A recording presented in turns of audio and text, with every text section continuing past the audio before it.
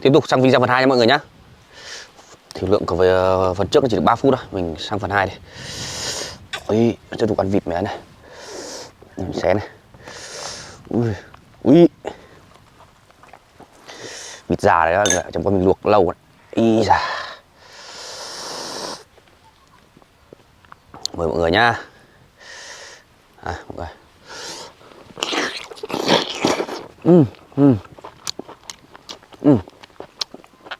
Ngon quá mọi người ạ.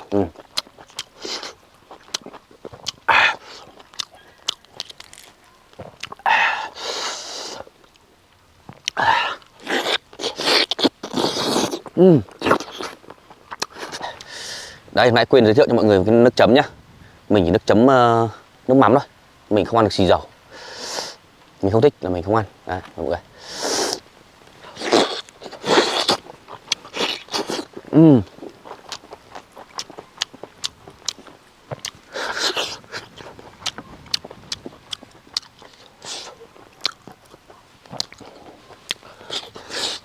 Ông cảm ăn nó hơi dính, bị nó hơi mỡ.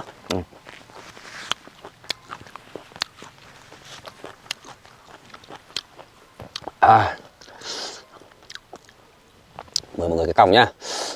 Mọi người cho mình một tim, một follow nhá, để mình làm video tiếp theo mọi người cùng xem nhé. Đấy. Nhớ là cả tim ấy.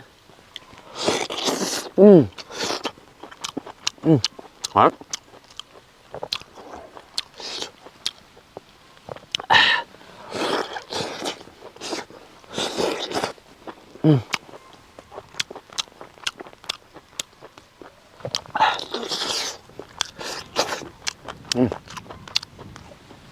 Làm tiếng Anh nhá. Đấy.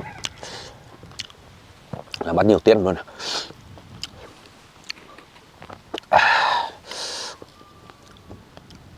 Ít gan,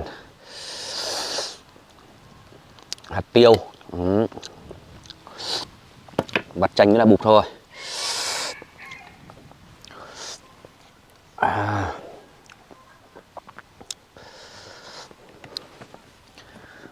Mời mọi người nhá.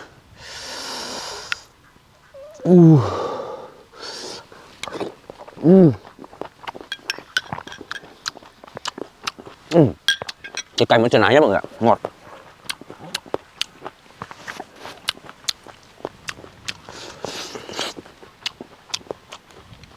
Mát luôn đấy.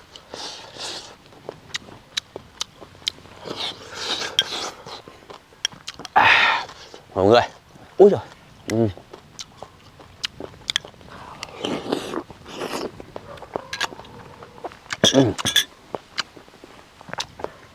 Mà mát trời hơi lạnh, ăn thấy mát lạnh luôn đó, ăn như thạch mọi người.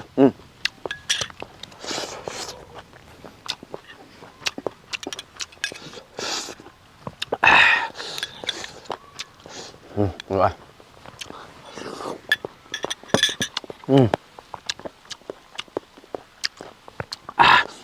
Đó.